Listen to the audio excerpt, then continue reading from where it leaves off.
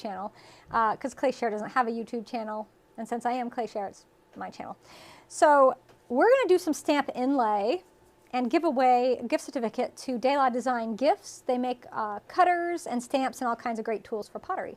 So it's going to be very fun. Are you ready? All right, we're about to go. Here we are. Hey everybody, welcome on to the studio. I'm Jessica Putnam-Phillips and this is ClayShare Live, and we are going to be doing a stamp inlay tutorial tonight. We are also going to be giving away a $50, maybe $70 gift certificate to one lucky winner. And that is because our sponsor of the month is DeLaDesignGifts.com has offered this prize to you all. Now the reason it's 50, maybe 70, is 50 is for inside the US, 70 is for outside the US, because she knows shipping and everything costs a bit more. So she threw that in. So she's going to help take care of you guys, and very excited. So we're going to do a fun technique. Now I do have a class on stamp inlay on ClayShare, a little different than what we're going to do tonight, but I'm going to show you the basics of using stamps to create inlay. And of course, you could just use these stamps to create cool patterns and not do the inlay part. If you watched my tutorial back at Halloween, we did a kind of a version of inlay by staining once it was bisqued, but this is going to be done on wet clay. We're going to make this little vase, and actually I got one right here. Make one of these little cuties right here. It's also a cup. If you put a little spout on it, it could be a cute little creamer or syrup pourer. Yes, it's the syrup pourer class modified. And we're going to make some little guys like this because they're great for testing out texture. They don't take up a lot of space in the kiln. They also are great for testing out clays and glazes. So this is a good thing to do. So if you're not going to do the stamp inlay, you might want to make some of these just to have on hand for doing your tests. It's nice to have a bigger piece, to have something to see glaze move on it. You know, test tiles are nice, but sometimes you need a little bit more. All right, so I got some stamps. Here they are, super cute, right? I've rolled out some clay. I always roll my slabs out about 3/8 of an inch to start. You know, it's a good point for me to start with. I can make them thinner if I need them. For smaller pieces, I can make them no thicker, but I can certainly add lots of texture and not worry about the clay being too thin. And also when it's thick like this, if you need to stretch it or add volume, you have enough material there to do so. Alrighty. So this piece of clay I have here is probably about 14 inches by about 8 inches, but it doesn't really matter. That's not the like big, huge thing to do with this. So because I rolled this out on the slab roller, you know, it's got canvas in it, so I'm going to just smooth out my surface. Let me fix the folks on Instagram because right now they're just looking up here, and I think they'd like to see actually what's happening. So let me get them down. There you go, Instagram folks. So the folks on Instagram have one camera view. Everybody else has 2 or 3? 4. Oh, we got 4 cameras tonight. We're so fancy. So YouTube's out of sync. So my audio and visual are not lined up. Well, you know, YouTube's not perfect. They try to be, but they're not. All right, so I've smoothed out the clay. It's still a little thick for what we're doing. Normally, you would think so, right? But we're going to be pressing these stamps in, and we want a good deep inlay, so we want to leave it kind of thick. So it's going to be fine. Oh, Jerry, thanks. I'm glad you've learned a lot from us. I love hearing that. I mean, that's what I do. I teach. So for me, the best thing I can hear from someone is that they learned from me. So we got our little slab, and if we look, I can probably get 1, 2, 3 of these out of this slab, and then room up here for the bottoms. So that's it. I'm giving you all the info right here. A 3.5 by 7.5 inch rectangle. This is made of a piece of craft foam. You just cut out this shape. Will fit a 2.5 inch circle. That's this right here. So that's what you need to make these super cute, either little cups or vases or syrup pourers, pitchers, whatever you want to call them. So I'm going to go ahead and pick out the area that I'm going to work, but I'm not going to cut it out quite yet. I'm actually going to turn my board. And what I'm going to do is I'm going to use a tool to just mark out the area that I'm going to be cutting out. If you watch some of my earlier, I'll say my intro to hand building classes, we do this a lot because when you're first starting to hand build with slabs, it's hard to gauge what area your piece is going to be contained in. You know, we have this slab that's 3.5 by 7.5. That's going to be our rectangle. But when we want to put a design in here, if we don't make a little box, a little outline, it can be hard to know where that's going to be. And so you could have a key element, like say this flower, and you think it's in there, but you've actually put it up there. So I really like using this for a design element, and you just trace it out, and that line can just be smudged away. So yeah. So yep, just craft foam, everyone. It's great. I love it. I've been using it forever. It's fabulous because it doesn't matter if it gets wet or not. And it doesn't smell like tar paper does. Tar paper stinks to, like, ugh, can't stand it. All right, I'm going to use these cutie little flowers of Debbie's. Now, I know she has a whole bunch of woodland cutters out and a whole bunch of new designs that just came out, but I don't have those, so I'm going to use these spring flowers. And I'm sorry, I don't know the name of these. If Debbie's watching, she's probably traveling to Utah. But if she's watching, or if anybody remembers what these little flowers are called on her site, that would be awesome. But I just call them spring flowers because I have a rolling pin that's very similar to this. That design right here. Okay, so I'm going to start with this one. Now, if you're worried about it being really sticky, you can dust it with cornstarch, and that will help it release. We are going to be doing an inlay with this, so we will be adding some underglaze to the surface. So if you are concerned that doing that and dusting the surface of your clay could interfere with your underglaze, here's a trick. Here's a little something for you guys. Dust your stamp. That minimizes the amount of cornstarch that's getting on your clay, and it will make it release just as well, and you don't have to worry about getting it all over. All right, I'm going to put this one here, and we're just going to press it in. You don't want to go all the way through. With these cutters, you can get a really deep, these stamps I should say, you can get a really deep, look how deep that impression is. There's a little bit of dry clay on it because I used it earlier today. Get that out of there. Here's another one. You just brush it on, brush that cornstarch on, line it up, and then just press it in. So if you ever tried to release and your little stamp doesn't want to come out and it just sticks in and it kind of tears the clay or damages your design, try this. Try brushing it on. I'm going to use the same one, and this is the thing that you can do with these stamps that you cannot use with most other stamps out there, is we stamped it this way, now I'm going to flip it. I'm going to stamp it this way. You can't do that with every product out there. I love that these are reversible.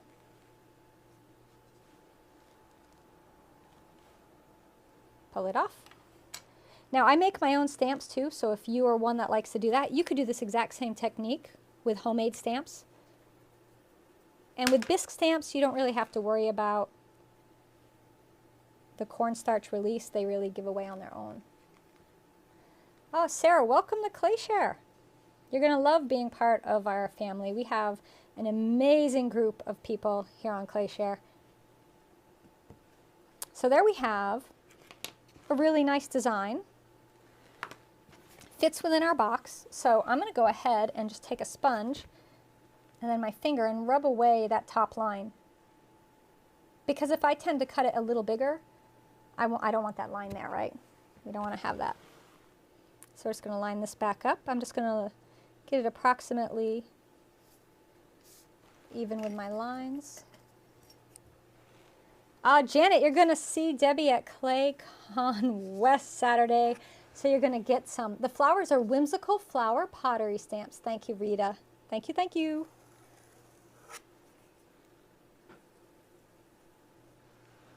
So I cut my top and bottom straight, right? And then the side, You just pick an angle. And here's the thing. Everyone thinks it has to be a certain degree, like 38.5 degrees or 42.1 degrees. No, no, no. You just pick an angle. And all that matters is you hold that angle for each side. It doesn't even matter what that angle is because you've just cut the same angle twice and they will line up. So it doesn't matter what that angle is. I get a lot of questions about that exact angle, like how they can make that exact angle. There's no exact angle. It's perfectly fine whatever you do. So I'm going to turn my board because right now I'm sideways. So we have got this really great little pattern going here. And we're going to do another one that's kind of a mid-century modern. And if we have time, I'll do 3, but we do have the second half. You know, you make your inlay in your clay, and then you have to wait for it to dry before you can go ahead and you can do your underglaze inlay. All right, so we're just going to cut the bottom. Now I'm going to take and just roll this a little bit. It's a little thick.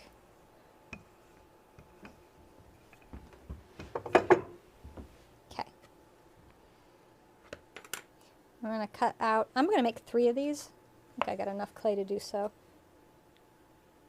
These are going to be 3 bottoms. So now I've just committed to making 3, which is not necessarily a bad thing. You know, when we work, I always encourage everyone to work in series. You make 1, and it's nice. You make the second one, and it's better. You make the third one, and you can really see a difference between that third one and the first one you made. So it's always good to work in series because you pick things up as you go, and you do get better and better with each one you make.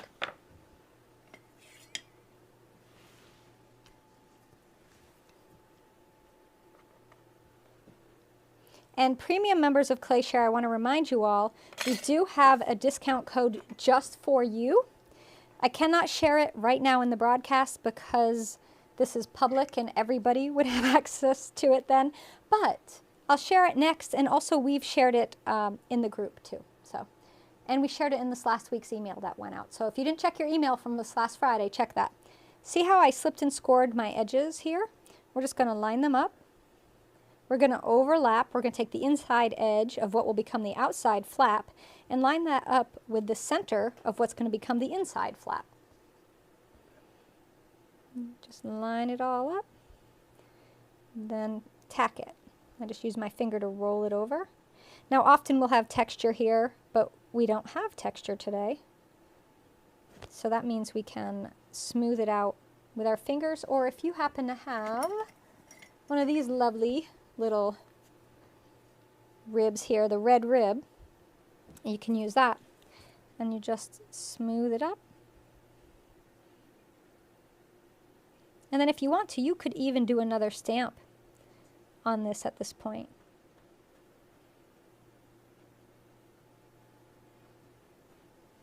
And then we have to seal the inside because we haven't done that yet. Now, little things like this, it's hard for us to get our hands down in. You know, I have small hands. I probably could get in there and I could probably do this, you know, do the top and the bottom. But if you have one of these wooden knives, the back of that, you just use that to gently smooth it over. And it will reach all the way down, but you can just flip it over and do it this way.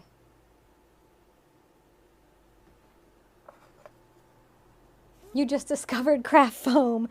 Oh, it'll change your life. All right, so we smoothed out the inside. And this is the bottom of the piece. So let's go ahead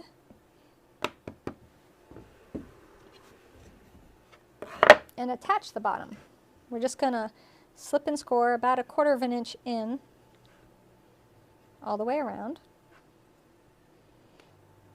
And I slip and score at the same time. Some people will slip and then go back and score. I dip my scoring tool, my serrated rib, into my slip, and I just do it at once.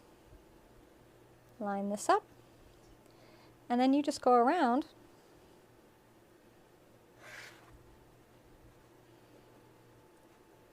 lining that edge up.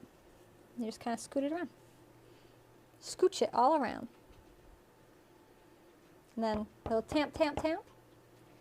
Maybe roll it a little bit to seat it nicely. And then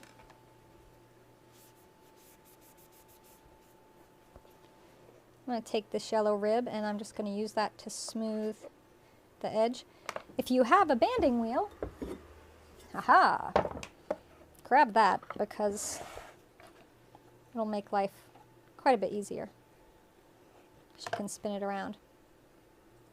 And then for the inside seam, because we do have a seam where the inside wall meets the bottom, we're just going to use a damp brush, and I'm just swirling it around, smoothing out any of that slip inside there so you can see what's going on down in there. See what's going on down there? And then for the rim, I've got a little trick for you. If you want a perfectly round top, get yourself some little terracotta pots. I have a lovely assortment. I just think they're cute as can be. This one right here, size is this pot? Just says clay pot. Doesn't say what size it is. If I had to guess, I would say maybe it's a 2.5-inch clay pot. And then, you know, I got a couple bigger ones, and I even have bigger ones, but this fits in here like this, and you just gently press your hands up against the edge, and then when you pull it out, you have a really lovely round rim. So those who are joining in tonight, we are doing stamp inlay with De La Design Gift stamps. And so I'm just going to slightly pinch this edge, and if your piece gets out of round, you can put that terracotta pot back in it and it will be fine. So there we have it. Cute, right? And that took what, 17 minutes maybe to make this? That's pretty fast, right? Now you want some volume in this, you can add volume. It's up to you, you know. That's why we made it thicker, so that we could add the volume, but also we needed to have material to press our stamps into. All right, let's quickly make 2 more. And I'll go ahead and trace them out, and we'll stamp them and we'll roll them up real fast, like super fast.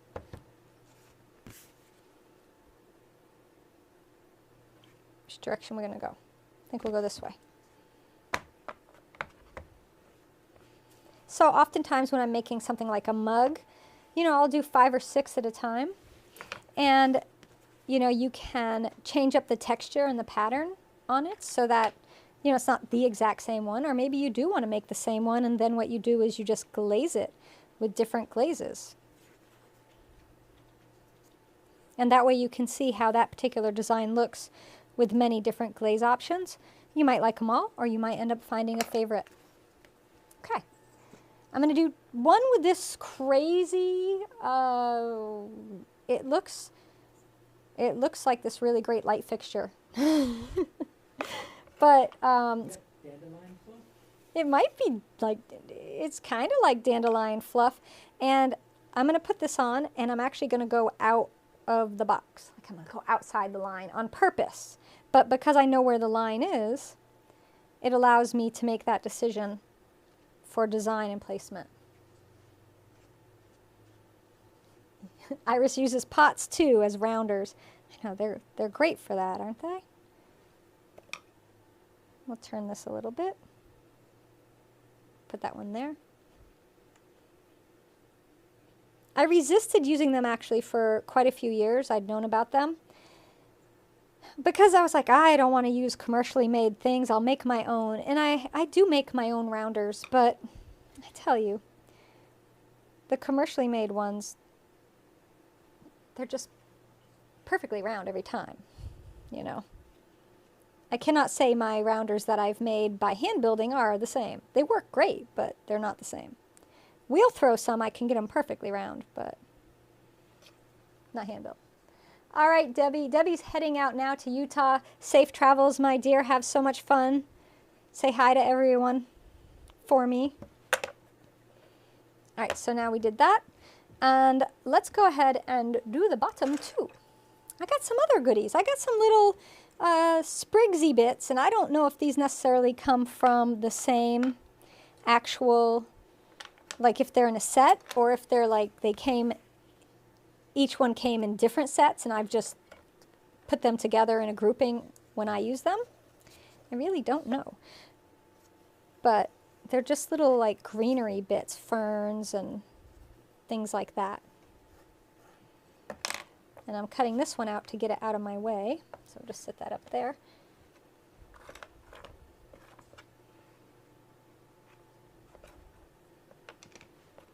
So these are fun. And I do have another flower, but I think I'm going to leave it off because I think this will be fun to do.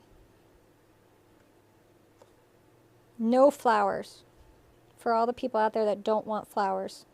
I don't know who those people might be, but I'm sure there's someone out there, right? This is great. This is a great one.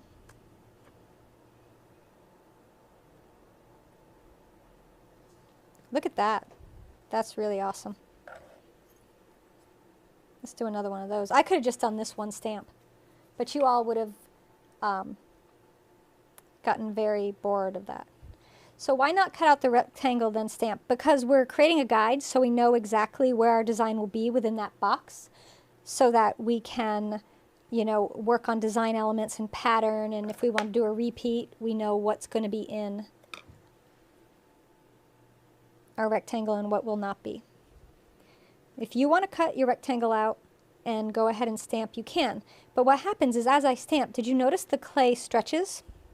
So if we cut a rectangle out and then stamp, the clay will stretch, so you won't have a lovely rectangle anymore. You'll have a line and then a bump, and then it'll go with another bump. So that is why we go ahead and we leave it a little bigger than we want our end result to be. Oh, this one's going to be fabulous. So these are just 3 random little bits that I'm using.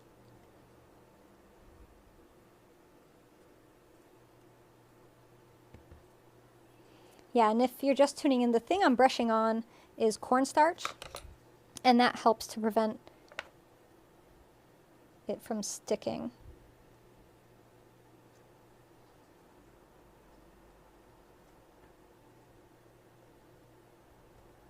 And I love that if you realize you didn't go quite as deep as you wanted to, you can easily line these back up, press them in again, and get the depth you want.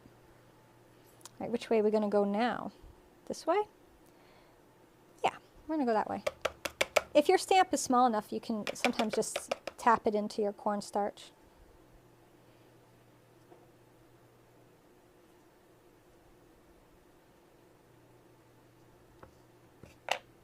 Then, let's see if we can get one more of this one. Make one more fit.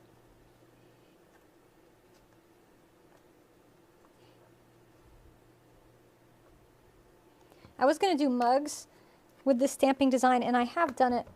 We have done that before, but mugs take so much longer to make. I figured we could get more patterns on these little guys. So just keep in mind, if you do a design and you stamp above the lip, that's going to thin the clay. And so you might have to add a little bit of clay in there, like I did here. So I might have to deal with that. My other option is, since what technically is going to be the bottom doesn't really have that happening, and since this is a rather abstract design, I just flip it around, and now what was the bottom is going to become the top, so I don't have to worry about that. All right, let's slip and score and get these together. You learned that the hard way about the stamping. Yeah, you cut a really lovely pattern out, and then you do all your stamping, and you realize you've stretched your design, and you have to go back. We all learn that way, don't we? Oh, I'm used to doing it the other way. I'm flipping it over just because I know it's on the lip, but my brain likes to work this way.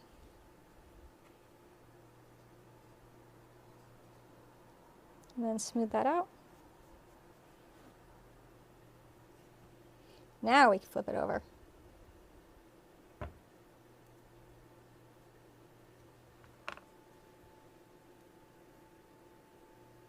My favorite thing to use on the inside is this red rib, but when they're little like this, it's difficult to get them in.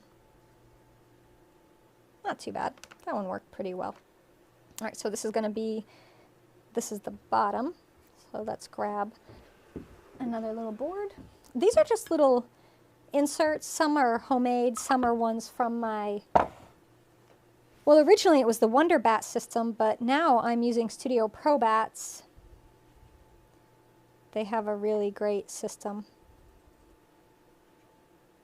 And these are for, you know, intentionally they were made for throwing on the wheel, but I use them for hand building. I wouldn't suggest you go buy them if you're, you know, hand builder, but what you can do is you can make your own. And we have a little tutorial on making your own wear boards, and you just cut them down to the size you need. All right, so we just line this up. If you can't get your hands down in there to line up the bottom, again, the back of that wooden clay knife. Or if you have something like, it's called a potter's thumb, that's a handy little tool as well. So the measurement of the template is 3.5 inches by 7.5 inches, and that will always fit a 2.5 inch circle.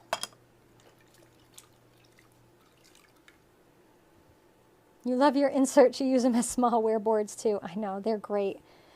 So when I'm not throwing, they're still getting plenty of use, right? So we'll smooth this out. And I know it's wonky. Now you could make an oval if you wanted to. You could square it. I'm going to use this. But I'm just pulling upwards in a nice straight even line all the way around with the back of that wooden clay knife, just to help straighten out the sides. And then little terracotta pot. If this is too wet up here, it's going to stick and you're going to have a terrible time getting it out. That's why I'm just doing this quick little, oh, nope, we're going to go in there. Nope, we're not. Just teasing it a little. There. All right, so we'll let it set up a little more and then we can go back and refine that. And we got one more to quickly put together.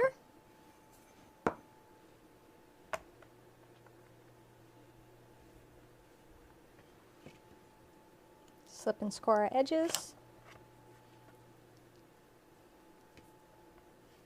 This is going to be my top, so I'm just going to lightly round over that.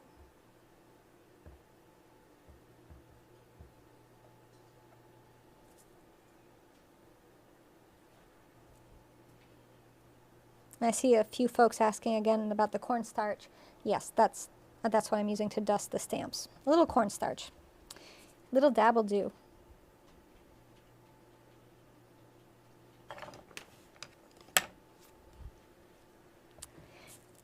Use the red rib.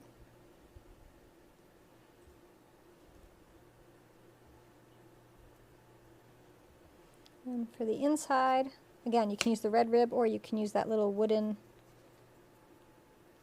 clay knife. Or if you have something, I've got one of these, Sunshine Cobb, who did a workshop with us, who's an amazing artist. She has her is this one called her Sunshine Stick? This is one of her tools. She's got a line of tools that she's developed. You know, she hand builds and wheel throws and did a great workshop with us this past summer, which is on ClayShare and you can watch it. And remember, if you're a premium member, you get discounts on all our workshops, so don't sign up unless you got that discount. Don't pay full price. That's one of your member benefits. Okay, need another little board. And we'll put this one together, and then we'll move on to the actual inlay part, because we've done no inlay. There is a discount code for De La Designs.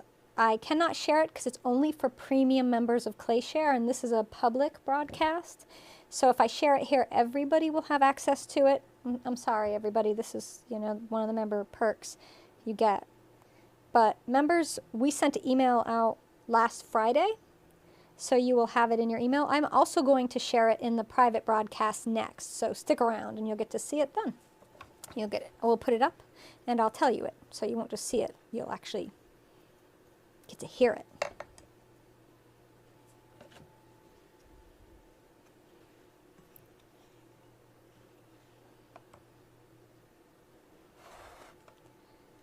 like this is too far away. Are you on camera too? We are on the overhead. Oh, how's that? I'm too far back on the overhead. The overhead's too far back. I zoomed it in. Well, if that's the case, I don't know if you've seen anything because I was way far back. Okay. All right. So we have our little cups, whatever designs you want to do, right? Anything, anything. And so we got these 3 little cuties, and we're just going to sit them off to the side. And then we're going to move on to the inlay. So you made texture. That's great. It looks amazing, right? You got this gorgeous texture happening. And you want to highlight it, and there's lots of ways you can do that. You know, you can let this dry, bisque fire it, and you can use glaze or underglaze to stain it and highlight it, right? You could do a slip trailing, a version of slip trailing where you fill in the recessed areas, and that's a little fiddly too. I mean, there's lots of options out there, and it's really up to you what you use and what you like to do. I'm doing a little housekeeping, moving my stuff out of the way. But what we're going to do is how I first learned how to do mishima. And this is based on the traditional way of doing it. So if you didn't get an email and you're a premium member, you might have opted out. A lot of our premium members choose, when you are signing up, you click a little box saying you don't want to get our emails because you feel like they're going to be spam or something, and then you don't get them. So check first to see if it's in your spam or junk folder. If it is not, email Kevin at Clayshare, and we will see what we can do to get you opted back in. But a lot of people just, I think we're all used to saying, no, I don't want any more emails in my life. And people say no, and then you don't get them. And that's how we get out all of our important news, is through emails. And we send emails to premium members and to just everybody else that signs up for our email list. That's how you get entered in our giveaways, is through our emails. The email for the discount code will go out again on Friday to everybody. Everyone else, you can just hang around and I will share it in the next broadcast. Also check for last week's email. That's the best thing. Is it up on resources, Kev? The discount code for premium members to access there? Sorry. Our discount code, where else can people see it? Can I give them a website to go to right now that are premium members that are looking for it? Not right now. You didn't put it up? It'll be on Clayshare Resources? No. Where will it be?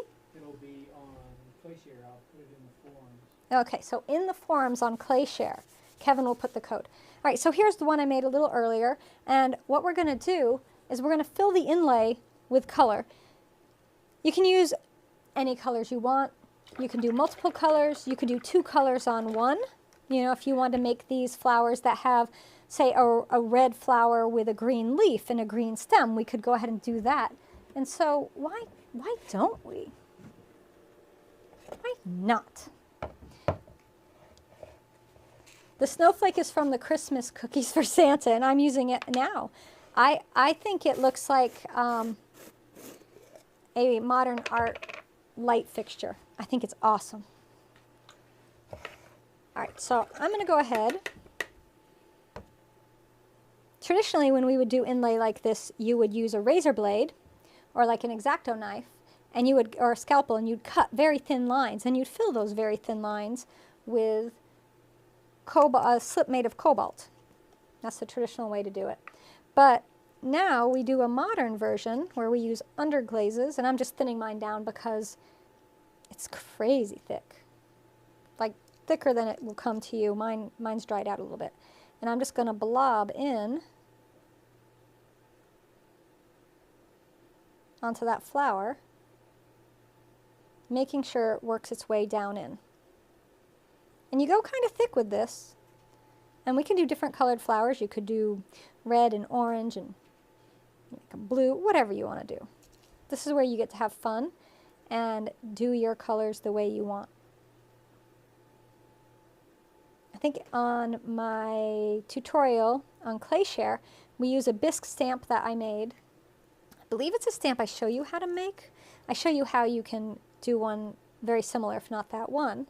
And then I show you the steps in stamping, and then we do blue for our inlay in that class. All blue, to make like blue and white pottery, but this one we're going to have a little fun and do some color.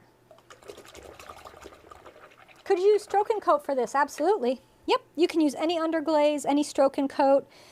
We're going to actually be doing some scraping back in a minute, so you're going to get to see that. And I'm going to grab my heat gun and I'm going to dry this really fast, because normally you'll make your piece, you'll let it set up till it's leather hard.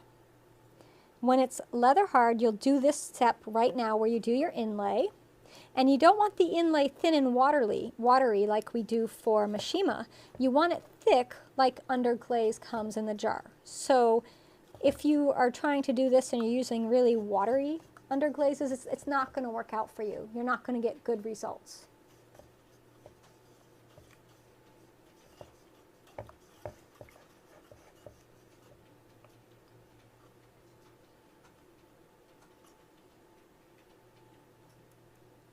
So we're going to blob it on. And so you go kind of thick. You want it to really fill in that recessed area. And as the clay absorbs the underglaze, it'll flatten out. Right now it looks very dimensional, has a lot of puffiness going on. It's not going to stay puffy. It's going to sink down in flat. And I'm rushing this piece here because of demo purposes, but normally you'll put your underglaze on, and then you're going to let it sit until it's dried back out, because it was leather hard. You apply the underglaze gets it wet again, so you're no longer leather hard, you're too dry. And then you take it when it's leather hard, and then you can remove the excess. So I have got a little heat gun here. It has a variable temperature, heat, and speed, so that I don't have to worry about cooking my pot more than I want to, right? And so you just turn this on, but you're not normally going to do this. Normally, let's check our heat. You don't have to do this, but I'm in a hurry, so I'm doing this.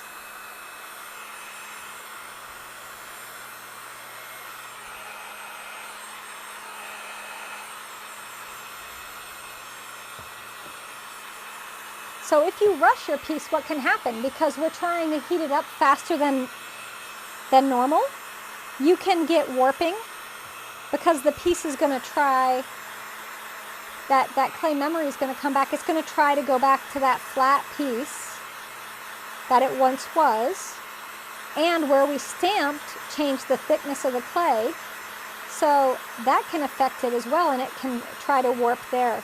But if you dry these normally, not like I'm doing, you'll be fine.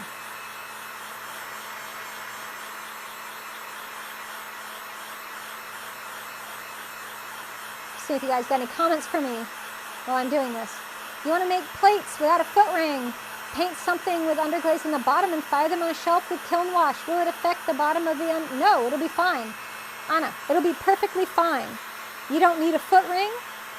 You can go ahead and paint underglaze. Now, I have a little addendum to that. Make sure whatever underglaze you're going to use does not stick. Do not use stroke and coat. That will stick to the shelves. Speedball underglaze does not, so that's why I use it. Most Amico velvets are fine and will not stick, but some do at certain temperatures. So always test first. Ah, Nancy's watching. Nancy got her Amico Chino glaze. Yay, we shipped that out to you last week. I'm so glad you got those. I was just asking Kevin to check tracking because I wanted to make sure you got it.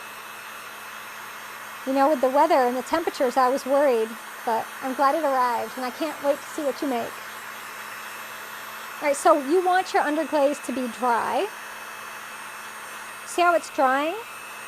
And this one was just black I did earlier. It's not nearly as fun as the colors we did.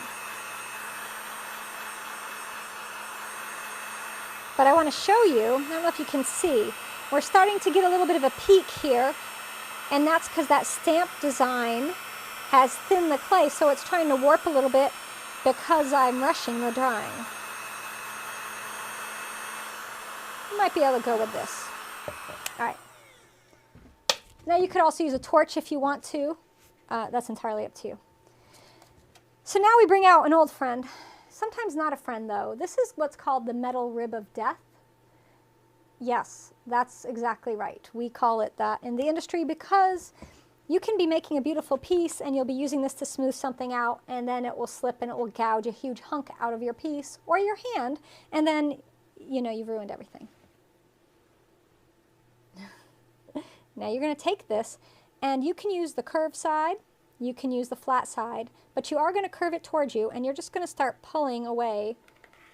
Here, I'm going to grab a bucket so I can do this into the bucket. I don't want all these shavings. It's going to make a mess, but nobody got into pottery to be clean, right? You guys plan to get messy? I hope. That was my plan when I started making pottery, was to get messy. And the fact that I could go around after pottery class filthy and feel like, yeah, I've been making pots, I can be dirty. Yeah, that was a bonus too. So you just pull, and you see how the excess just will come right off, but leaving behind what's in the recessed areas. That's what we want. So you can use the flat side, you can use the curved side to get into certain areas if it's hard to get into for you. If your underglaze is still wet, it won't scrape away nicely, it'll smear and make a mess. So if you're doing this and you're getting a lot of smearing, that's because your underglaze is not dry enough. So what you need to do is stop, wait, and try again. Normally I would let these dry overnight, yes. That's exactly what I would do. And you're going to notice the top's drier, so scraping away at the top is going to be easier.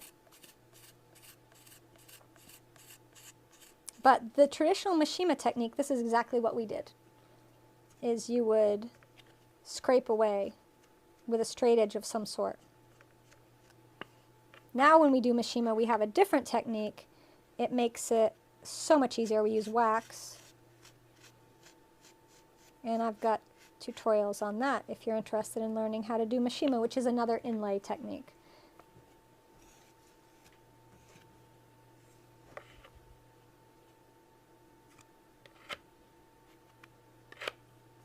Yeah, this one's too wet. So one of my friends and a really great artist, if you're looking for artists that do stamp inlay a lot, like my work that I make, my artwork, I don't use a lot of stamp inlay. I really don't.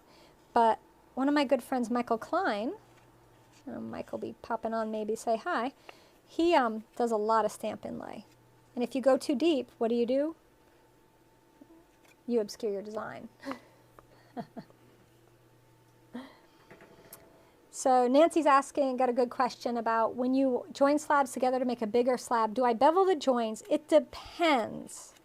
If I'm joining the slab to put it through my slab roller, no, I just overlap them and pound them together and put it through the slab roller. Actually, if I'm going to roll out a slab from scratch, then I would just do it that way too. I would just overlap them and I would pound them together. So this is still way wet. So I'm not getting a great stamp inlay. I made this morning. I thought it would be dry enough. Would have made it yesterday, but it was the coldest day we've had all year. We had, our wind chill was like -25, and the studio out here was only 41. That's a little cold for me to work in the studio. So we didn't quite make it yesterday. And you'll get a cleaner scrape when it's drier too. And then after you've done all your scraping, if you still have got little bits of that underglaze where you don't want it, you can just take your sponge and you can roll your sponge up into whatever little shape you need to do, and you can pull it off. So am I changing the texture? Well, what you're doing is it's not a nice flat, it's got little facets in it now, right? And when I go over it gently with a sponge, I do smooth it out, but it has a bit of a texture to it, yeah. The more you scrape on it though, the more you'll flatten it down and bring it level. And as you do that, and the more you do it, you get better. You'll have less facets, so you'll have much better results. So it's all about practice. Just like everything in pottery, Sadly, we can't do it first time and get it perfect. We have to do it multiple times, but you get there. So that one is a little mushy, sadly, but you get it. Now, there are ways you can do, I don't think I can do it because I think it's going to be too wet. Some people will just put it in like this, let it dry, and then wipe away. They do a sponge version. They don't scrape. Yeah, I just saw that. Can I wipe with a damp sponge? Yes, you can. You can. And you got to be very careful, because if you wipe too much, you can easily wipe away. But version 2, there's always more than one way to do this, right? There's always. Is you use your damp sponge and you wipe away. And look at that. Which honestly, I think the results are better because everything's damper. If it was all dry, we could have done a much better scraping. So look at that. No metal rib of death required, just a sponge and a bucket of water. And a little time wiping. That's it. But the key is to keep squeezing the sponge out. And I'm wringing it out really, really well because you don't want to put excess water on the surface. If you do, what will happen is it'll make the underglaze run and then most of it will brush out. Now you notice how I went across vertical lines? If I went vertically with that line, I would wipe out most of the underglaze that's in there. You prefer Mishima. Well, you know, the great thing about this is just another technique that we can have in our little pottery toolbox. So if you like doing Mishima better than this, you know. And I have done both for many years. I prefer Mishima as well. I think it's a, you know, a personal preference, but by saying I prefer doesn't mean I don't do this too. You know, it's like I have my favorite cookie, which, yes, I'll eat that every chance I get. But don't think if you give me any other cookie, I'll say no. I'm going to eat that all. I'm going to eat all the cookies, to be truthful. I mean, honestly, every cookie out there I'm going to eat. It's the same with pottery techniques. I like to do them all, although I have favorites. Same thing with favorite ways of making, favorite glazing techniques, you know. That's why I teach so many different options. You guys can pick the ones you like and make with those. Is there a reason you can't fire it first? Well, not at all. You could fire this first and then underglaze and then wipe off. But here's what happens. When you do that technique on bisqueware, that's called staining. And so it will stain the clay that color as well. So if you don't want red stained clay or green stained clay, this technique could be better. Staining can be difficult to keep from getting everywhere. But this is going pretty well. I do staining a lot. You guys know that. You've seen me do staining. We do a lot of staining, actually, when I think about it. In the tutorial we're doing next, we're not staining, but the finished piece I'm going to share, and what we're making was stained and then glazed on top. So, yeah. But it's always great, especially when you're starting out and you want to learn new techniques, to have lots of options to try and to see, you know. And please don't get discouraged. If you're trying this and it's not working and it's the first time you're doing it, please don't quit. The first time is never going to go well, I promise. In pottery, it's just always, a learning curve. All right, so the scraping was too wet, so the black one turned kind of mushy.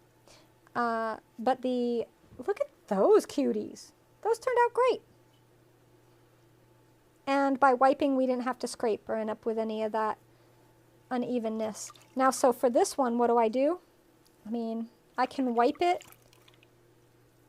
away all the way and scrub it down if I want to. It doesn't really matter. I'll figure out something. It's a test piece anyways. So there we have it. All right, stamp inlay. 2 ways to remove it. We can scrape or we can use the sponge. And just fix my rim and I'll let that dry. We'll put it through the process. I'll figure out what I'm doing with the black one on the back there that I did. I'm not loving it right now, but I'll fix that piece so it won't be a problem. before we're done. All right, we're going to give some stuff away now. Yep. We're going to give some stuff away. So I just solved your issue with staining, Alexander. Good. Just remember, if you're going to do the wiping technique, don't wipe too much because you'll wipe away a lot of your clay. Make sure you squeeze the sponge out really, really well between wiping, and always use a clean spot on the sponge, right? So less is more, and it will work really well. And if you have a stubborn area, just let it dry to a really nice dry leather hard, and then you can scrape. If you have a little chunk you can't get off, you can just quickly scrape that off.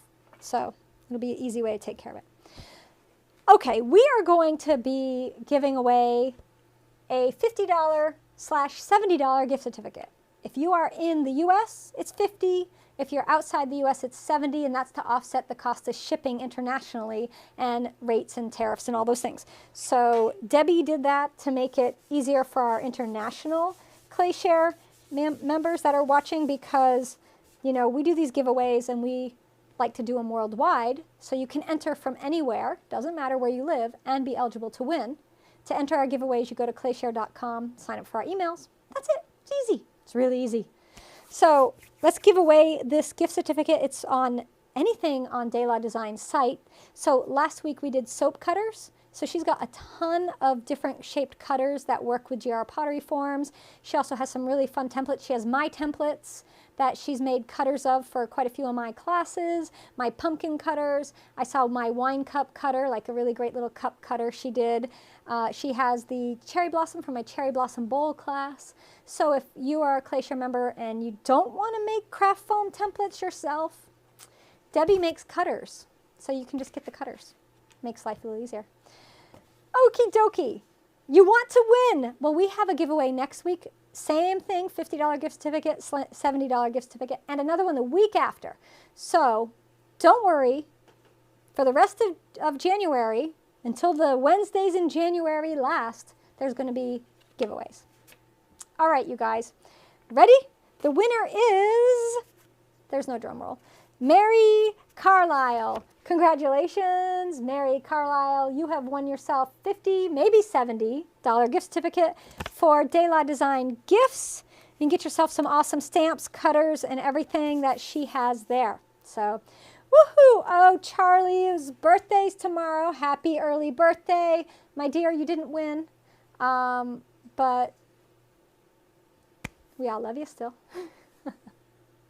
Have we ever used slip liner to fill? Yes. So that is another option. You can use a slip liner, and you can fill either now, I'd wait a little tiny bit until it's stiffened up, or when it's bisque, your choice. But yeah, you can do a slip liner. It's a little more tedious to do the slip liner than it is to do the blobby and then wipe. But yeah, I've done that many times. So a good question Lisa has about clay with grog. Could that be a problem if you're sponging off? Yes. Groggy clay is going to rise to the surface. That grog will rise to the surface and give you a really rough finish. So you can try a couple things. You could do metal rib of death scraping. That will work on groggy clay, although bits of the grog can get caught and you end up pulling them and getting more lines. So groggy clay can be a problem. The other thing is you can try those white sponges from Cheryl Mud Tools. Those work really well with groggy clay. They help keep the grog down. So try that and see if that helps you. All right, everybody. So premium members, we have a tutorial coming up next. We're going to be making one of these fabulous handled bowls. We're going to use GR pottery forms. We're going to use the diamond core tools, handheld extruders, and I'm going to use some homemade stamps, but you could use De La Design stamps on them if you want. Got some stamps on the bottom, your choice. So we're going to make one of these in just a minute, and it's going to be a blast. And if you can't catch the live, as always, all of our live broadcasts are available on clayshare.com and on the ClayShare apps for you to watch over and over and over till your heart's content. So, all right, everybody, take care. Have a fabulous evening. Premium members, I'll see you in a few minutes. Everybody else, I'll see you next week. Bye, everyone.